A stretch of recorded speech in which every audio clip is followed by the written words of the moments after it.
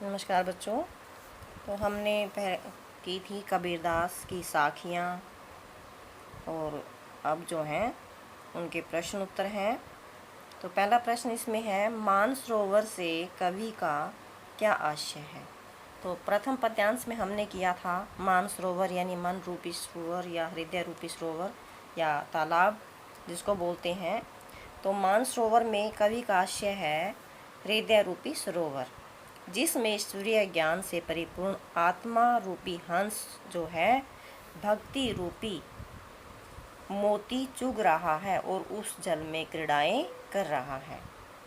और उसमें लाइन थी, उड़ी अनंत ना जाए। तो जब उसको ईश्वर की भक्ति प्राप्त हो जाती है तो आत्मा रूपी हंस जो है वो कहीं पर भी उड़कर नहीं जाता, क्योंकि उसके मोक्ष रूपी मोती के दानों को चुगता रहता है। दूसरा प्रश्न है, कवि ने सच्चे प्रेमी की क्या कसौटी बताई है। या फिर ये प्रश्न इस तरह से आ सकता है, विष अमृत में कब और कैसे बदल जाता है। उसके लिए प्रेमी से प्रेमी मिला, सब विष अमृत हुए, वो वाला जो पद्यांश है तो उससे संबंधित ही इसका उत्तर बनेगा।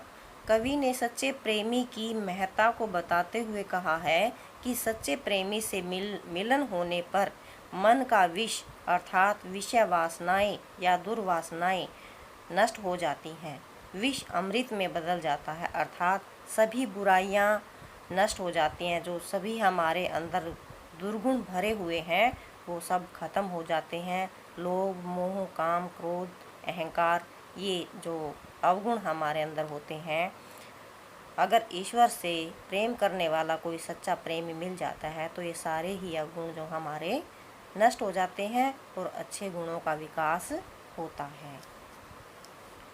तीसरे दोहे में कवि ने किस प्रकार के ज्ञान को महत्व दिया है। तीसरे दोहे में था, हंसती चढ़ी ज्ञान की सहज दुलीचा डाली। वही कवि ने तीसरे दोहे में ज्ञान रूपी हाथी पर बैठ करके सहज स्वाभाविक भक्ति से ईश्वरीय ज्ञान को महत्व दिया है। यानी अपने अहंकार को छोड़ करके सहज स्वभाव से हम ईश्वर को प्राप्त कर सकते हैं, जिसमें साधक संसार के प्रवाह किए बिना निरंतर ज्ञान भक्ति के मार्ग पर आगे बढ़ता रहता है। यानी समान रूप संसार है, भूखंदे जखमारी। यानी ये संसार को कवि ने स्वान के समान माना है, कुत्ते के समान माना है, जो हमेशा कुछ ना कुछ बोलता रहता है। अब अगला प्रश्न इसमें है, इस संसार में सच्चा संत कौन कहलाता है। तो कवि के अनुसार इस संसार में सच्चा संत वही है जो पक्ष विपक्ष वाद विवाद राम रहीम के चक्कर में न पड़ करके निष्पक्ष के समत्व के भाव से ईश्वर की भक्ति करता है। पखापखी के कारण ये जो दोहा दिया हुआ है तो उससे संबंधित ये उत्तर है। आगे है, अंतिम दो दोहों के माध्यम से कबीर ने अपने किस तरह की संकीर्णताओं की ओर संकेत किया। संकीर्णता यानी जो हमारी जो सोच है वो बहुत छोटी हो जाती है, सिर्फ हम अपने दायरे में ही सोचते हैं, तो उसके बारे में कवि ने कहा है। अंतिम दो दोहों में से पहले दोहे में कवि ने धर्म, जाति, संप्रदाय और ईश्वर के नाम भेद से उत्पन्न भेदभाव की संकीर्णताओं की ओर संकेत करते हुए समता व समन्वयवाद दृष्टिकोण अपनाने की प्रेरणा की है। निरपक होई के हरि भजे सोई संत सुजान। दूसरे दोहे में कवि ने कहा है कि ऊंचे कुल यानी ऊंचे कुल में जन्म या जे करनी ऊंच न होए। तो वो उस वाले पद्यांश में क्या है, अगर व्यक्ति ऊंचे खानदान में जन्म लेता है तो और उसका जो कर्म है वो श्रेष्ठ नहीं होता, अच्छे कार्यों को करने से ही व्यक्ति श्रेष्ठ बनता है, ना कि ऊंचे कुल में जन्म लेने से। तो कवि ने इसमें जो है कर्म की महत्वता को स्वीकार किया है कि ऊंचे कुल में जन्म लेने से कोई भी व्यक्ति श्रेष्ठ नहीं होता अगर उसके कर्म ऊंचे नहीं होते। तो कवि ने कर्मों को महत्वता दी है। अगला है, किसी भी व्यक्ति की पहचान उसके कुल से होती है या उसके कर्मों से, तर्क सहित उत्तर दीजिए। तो इसमें भी हम यही कहेंगे कि जो व्यक्ति है उसकी पहचान उसके ऊंचे कर्मों से ही होती है, ना कि उसके ऊंचे कुल से। क्योंकि अगर सोने के बर्तन में हम शराब भर देंगे तो वो शराब ही कहलाएगी। उसको ये थोड़ी कहेंगे कि भी सोने के बर्तन में शराब डाल दिया तो ये कुछ और बन जाएगा, अमृत बन जाएगा। तो उसी तरह से अगर ऊंचे कुल में कोई व्यक्ति पैदा होता है और उसके जो कर्म हैं वो नीच कर्म होते हैं तो व्यक्ति नीच ही कहलाएगा। और इसके विपरीत अगर व्यक्ति कोई छोटे कुल में यानी गरीब घर में पैदा होता है और उसके कर्म अगर जो श्रेष्ठ हैं तो व्यक्ति जो है वो श्रेष्ठ ही कहलाएगा। यानी कर्मों से ही व्यक्ति की महानता बनती है, ना कि उसके कुल से। ठीक है। तो आगे जैसे काव्य सौंदर्य का प्रश्न आता है आप लोगों का, इसमें एक पद्यांश दिया हुआ है, हस्ती चढ़िए ज्ञान की सहज दुलीचा डारी, स्वान रूप संसार है भूखंदे झक मारी। तो इसमें सबसे पहले एक लाइन भाव की देंगे, क्योंकि इसमें भाव की लाइन नहीं दी हुई है। भाव यानी जैसे हमने पीछे व्याख्या की है उससे हम भाव निकालेंगे। कवि का कहना है कि ज्ञान रूपी हाथी पर चढ़ जाओ और किसी की परवाह ना करो, अपने सहज स्वभाव का दुलीचा डाल करके ईश्वर की भक्ति को प्राप्त करना है। तो ये तो भाव हो जाता है हमारा। इसमें दूसरा फिर भाषा के बारे में देना है, सहज सरल और व्यवहारिक भाषा है जो संसार की वास्तविकता यथार्थ चित्रण किया है। इसमें दोहा छंद है, रूपक अलंकार विद्यमान है, जैसे हस्ती चढ़िए ज्ञान की यानी ज्ञान रूपी हस्ती पर चढ़ना, सवान रूप यानी कुत्ते के समान सवान रूप को कुत्ता रूपी जो संसार है। तो इन पंक्तियों में रूपक अलंकार आया है। झक मारी ये मुहावरा है, झक मारना व्यर्थ की बातें करना, और इसको गाया जा सकता है, शांत रस है। और कबीरदास की जो भाषा है वो सधुकड़ी है। सधुकड़ी यानी खिचड़ी भाषा बोलते हैं कि कोई भी भाषा जो है हर राज्य की हर मतलब अनेक प्रकार की जो भाषाएं हैं, कभी पंजाबी के शब्द आ जाते हैं, कोई मराठी के शब्द आ जाते हैं, कोई बिहारी शब्द आ जाते हैं। तो ऐसे ही अनेक प्रकार की भाषाओं का इसने प्रयोग किया है।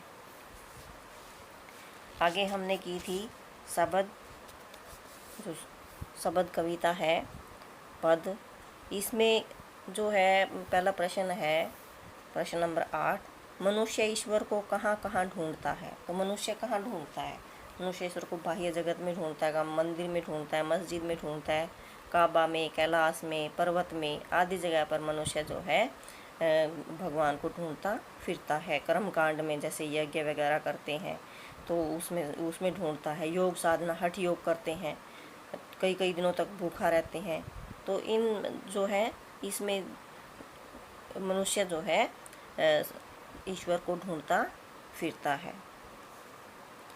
अगला प्रश्न है, कबीर ने ईश्वर प्राप्ति के लिए किन किन प्रचलित विश्वासों का खंडन किया है। तो कबीरदास जी ने ईश्वर प्राप्ति के लिए समाज में चले आ रहे बाह्य आडंबरों और दिखावों का विरोध किया है। इन बाह्य आडंबर कौन से, जो पहले प्रश्न में दिए हुए हैं, उनका विरोध किया है उन्होंने।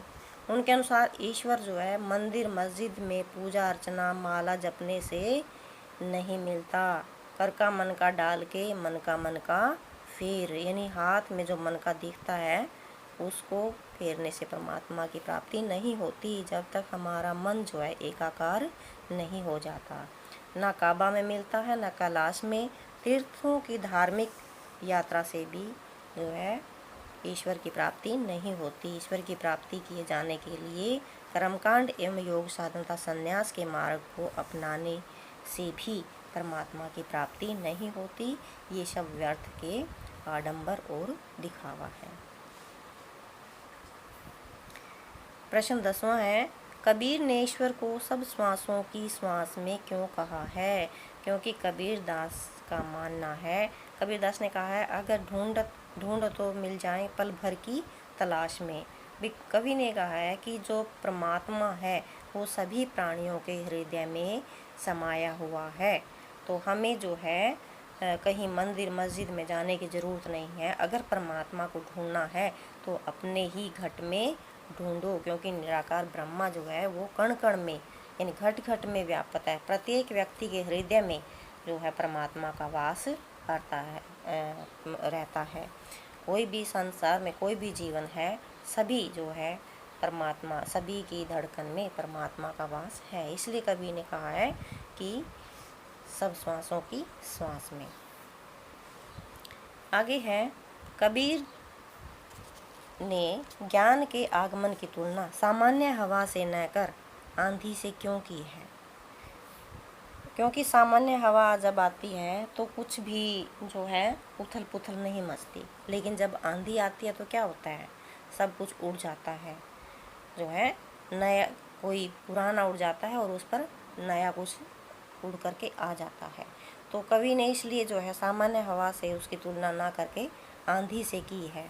सामान्य हवा क्या होता है, प्राणी जगत के लिए प्राणदायी नहीं होता है और हमेशा वो बहती रहती है, सतत प्रवाहित, निरंतर बहती रहती है, निरंतर चलती रहती है।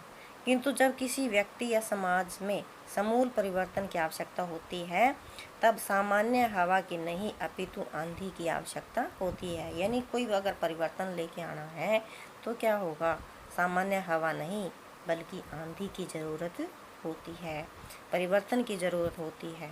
जिस प्रकार आंधी धरती का कूड़ा करकट व गंदगी उड़ा करके धरती को साफ सुथरा कर देती है, उसी तरह ज्ञान रूपी आंधी से ही मानव मन से भ्रम, दुविधा, माया, मोह, तृष्णा, लोभ, विषय वासनाएं आदि का छप्पर व छप्पर बनाने की सामग्री उड़कर नष्ट भ्रष्ट हो जाती है। इन दुर्वासनाओं व कुप्रवृत्तियों का विनाश क्षमता हवा में नहीं है। इसलिए कबीर ने ज्ञान के आगमन की तुलना आंधी से की है। 12वां प्रश्न है, ज्ञान की आंधी का भक्त के जीवन पर क्या प्रभाव पड़ता है? और ऊपर वाला हमने प्रश्न किया है कि जो ज्ञान की जब आंधी आती है तो सब कुछ जो है तहस नहस हो जाता है और कुछ नया जो है उपजता है। तो उसी तरह ज्ञान की जब आंधी आती है तो मनुष्य का जो मोह, लोभ, तृष्णा, विषय वासनाएं, इन सब का जो छप्पर उस पर ढका होता है ना, आवरण जो होता है वो ख़त्म हो जाता है, उड़ जाता है आंधी आने से, और फिर जो है ज्ञान की प्राप्ति उसको हो जाती है। तो इसमें जो है कवि के अनुसार ज्ञान की आंधी आने से भक्त के मन से भ्रम, द्विधा व ज्ञान दूर हो जाता है। वह माया मोह के बंधन से मुक्त हो जाता है। सभी इच्छाओं तथा विषय वासनाओं का नाश हो जाता है। उसके तन मन से छल कपट, लोभ, मोह, दंभ व दुर्वासा नष्ट होकर वह पवित्र हो जाता है। दुर्वासना यानी जो व्यसन होते हैं, जो बुराइयां होती हैं हमारे अंदर, जो लोभ, मोह, अहंकार होता है, छल कपट होता है हमारे अंदर, वो सब नष्ट हो जाता है और पवित्र हो जाता है जब परमात्मा की प्राप्ति होती है हमें। जब हमारा जो अज्ञान है वो दूर हो जाता है और हमें जब ज्ञान की प्राप्ति होती है, जो हमारे मन में जो छल कपट है, लोभ है, मोह है, अहंकार है, जो वासनाएं हैं, वो सब खत्म हो जाती हैं और अंदर से हम पवित्र हो जाते हैं। तब भक्त पर ईश्वर के प्रेम व कृपा की वर्षा होने लगती है। वह ईश्वरीय ज्ञान से ओतप्रोत होकर आनंद लोक में विचरण करता है। उसका अज्ञान व अविवेक नष्ट हो जाता है, खत्म हो जाता है।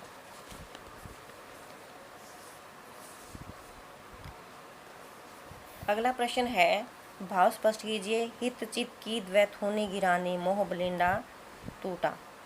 हित चित हमारे अंदर जो दो थंब खड़े होते हैं, जो जिनमें हमारे अंदर विकार होते हैं, जब परमात्मा की प्राप्ति होती है तो ये सब कुछ जो है क्या हो जाता है, ख़त्म हो जाता है, नष्ट हो जाता है।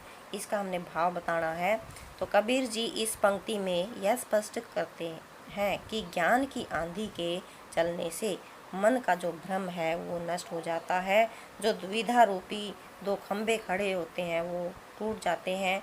मोह रूपी जो बल्ली होती है वो टूट फूट कर नष्ट हो जाती है। भाव ये है कि जब व्यक्ति के मन में ईश्वरीय ज्ञान होता है तो सारे भ्रम, सारी दुविधा, सारा मोह, माया, अविवेक, अहंकार, वो सब कुछ जो है वो नष्ट हो जाता है। आगे, आंधी पीछे जो जल बूठा प्रेम हरिजन भीना है। आंधी पीछे नहीं, जब ज्ञान की प्राप्ति हो जाती है उसके पश्चात क्या होता है, इस पंक्ति का भाव यह है कि ज्ञान की आंधी चलने के बाद जो ईश्वरीय कृपा व प्रेम की वर्षा होती है उससे भक्त पूर्णतः भीग जाता है। वह आनंद अतिरेक, उससे मतलब परमात्मा की प्राप्ति हो जाने के बाद जो उसको ज्ञान प्राप्त होता है उसमें, उस आनंद में वो लीन हो जाता है और ईश्वर भक्ति में मगन हो जाता है। अब वह अज्ञान, अविवेक व समस्त दुर्वासनाओं से मुक्त हो गया है। तो ये थे आपका प्रथम जो पाठ है कबीरदास का, जिसमें साखियाँ और शबद 2 कविताएं हैं, उनके हमने प्रश्न उत्तर किए। तो आशा है बच्चों आपको ये समझ आ गया होगा। देखने के लिए धन्यवाद।